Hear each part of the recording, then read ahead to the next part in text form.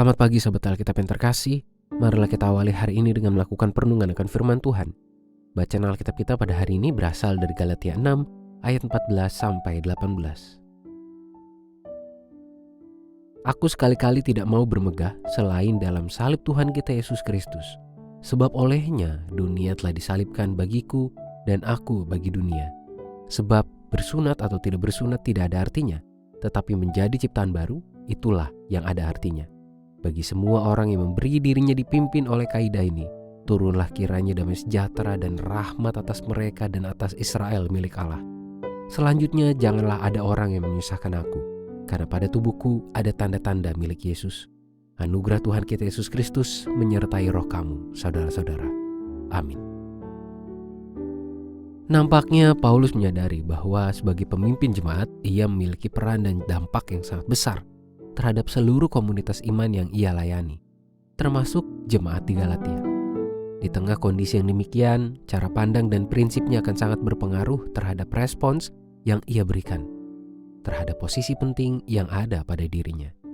Paulus dapat menyikapinya dalam kesombongan atau kerendahan hati. Ia pun memilih untuk menjalani perannya dalam kerendahan hati dengan kesadaran bahwa seluruh perjalanan hidup dan setiap karya pelayanan yang ia lakukan beralaskan pengorbanan Kristus yang tanpa syarat. Paulus menyadari bahwa tidak ada alasan baginya untuk bermegah atas setiap pelayanan yang ia kerjakan demi kepuasan apalagi kemuliaan dirinya sendiri. Hal ini perlu Paulus tegaskan, bukan sebagai wujud kesombongan kepada jemaat, melainkan sebagai penekanan perbedaan orientasi iman antara Paulus dengan pihak-pihak yang berupaya mengalihkan pandangan iman jemaat.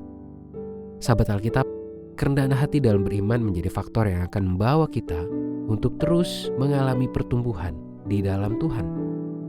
Hal ini pun sangat berkaitan dengan nilai permenungan yang sudah kita resapi pada bagian sebelumnya, yakni mengenai kepalsuan dalam beriman yang menjadi cerat bagi umat Tuhan. Pada saat ini, kita pun diajak untuk mengembangkan kualitas beriman yang dibangun dengan kerendahan hati. Artinya kita mengimani bahwa seluruh perjalanan hidup dan pertumbuhan iman yang kita alami merupakan anugerah dari kasih Tuhan, bukan karena kemampuan diri sendiri. Kita tidak memiliki alasan apapun untuk bersikap angkuh dalam beriman, apalagi hingga merendahkan orang lain. Menjalani hidup beriman dengan kerendahan hati dapat menolong kita untuk terus terarah secara terang benderang kepada Tuhan. Kerendahan hati dalam beriman juga tidak akan membuat kita melakukan penghakiman kualitas iman terhadap orang lain. Marilah kita berdoa.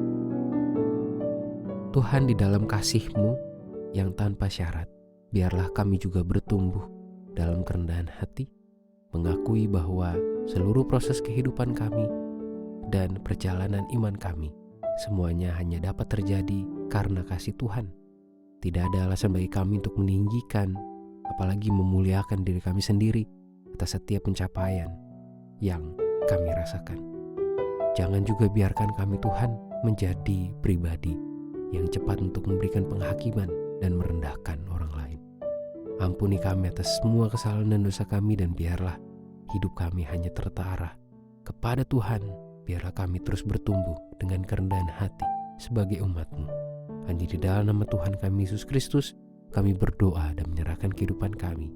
Amin.